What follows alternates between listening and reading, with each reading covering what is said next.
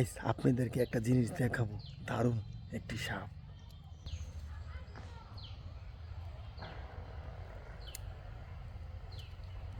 Guys এটা কি সাপ আপনারা বলতে পারবেন? কমেন্টে জানান। আমি আসছি এক পুষ্করিণীর পার, তো পানির ভিতর থেকে সাপ উঠছে, ঠিক আছে? তো আমি দেখে ভয় হয়ে গেছি।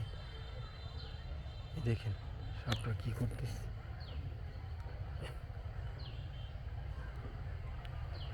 এই সাপে যদি কামড় দেয় গাইস, তো মানুষ মারা যাবে। এটা হচ্ছে পুরোটা হচ্ছে একটা পুষ্করিণীর পার, ঠিক আছে? তো আমাদের নরসিংদী পুষ্করিণী বলি আমরা, জানি না কোন কোন ডিস্ট্রিক্টে আপনারা কি বলেন। এটা মাছ চাষ করে, ঠিক আছে? এটার মধ্যে